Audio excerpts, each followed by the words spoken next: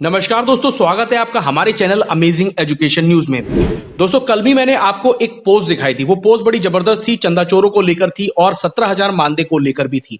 आज मैं फिर आपको एक और पोस्ट दिखाने वाला हूं और आपसे यह भी कहूंगा कि इस पोस्ट को आप जरूर देखें, क्योंकि हमारी ही एक अनुदेशक बहन के द्वारा ये बातें कही गई हैं और बहुत ही सटीक तरीके से उन्होंने सारी चीजों को कहा है।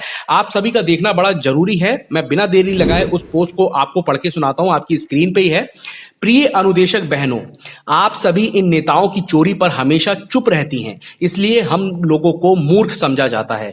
बहनों, यही नेता लोग 9800 लेने से इनकार किए थे, इसके बाद 1470 रुपए काटा गया, 7000 रुपए मिला, नहीं तो आज 11,800 फिलहाल हो गया होता। इन नेताओं ने सिर्फ चंदा के बहाने हमारी मेहनत की कमाई को चंदे के रूप में हड़पना चाहा है बस। किसी ने पोस्ट में यह याद दिलाया था कि योगी जी सदैव बोलते थे जाओ कोर्ट से ले लो।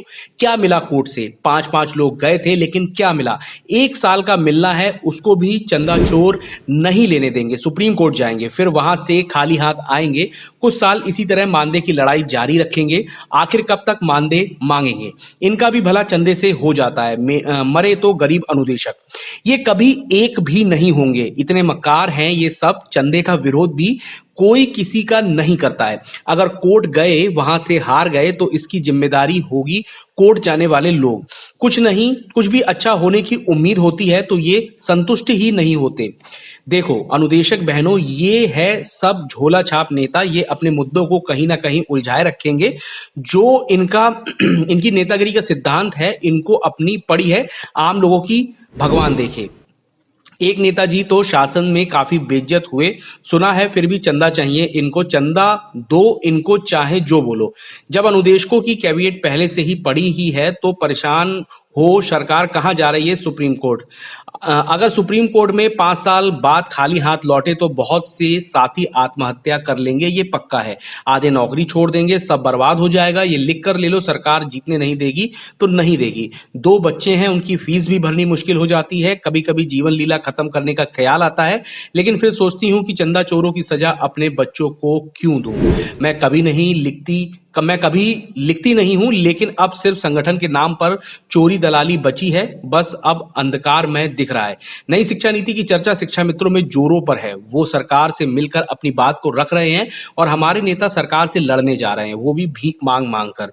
इसीलिए बहनों से अपील है कि एक भी पैसा इनको नहीं देना है। वही पैसे से अपने बच्चों के लिए कॉपी किताब खरीद लेना है। आप लोग अगर जाग गए तो समझो इनका खेल खत्म। जब तक ये एक ना हो जाएं, इनको 1 रुपए मत देना। इनके पदाधिकारियों से सावधान रहिए। चंदे में उनका सहयोग बिल्कुल नहीं होता है। उनके नाम की सूची में लिखा चंदा फेक होता है। जो कलेक्शन होता है, जिसमें फिर 1/3 ही ऊपर देते हैं। लूट नीचे से शुरू होकर ऊपर तक चलती है। सभी बहनें किसी को 1 रुपए ना दें। आपकी एक पीड़ित बहन। ये पोस्ट हमारी ही एक अनुदेशक बहन के द्वारा की गई है और उन्होंने अपनी मन की जो व्यथा है उसको बहुत अच्छे से बताया है। देखिए, इनकी इस पोस्ट में मैं आपको 2-3 चीजें बताता हूं।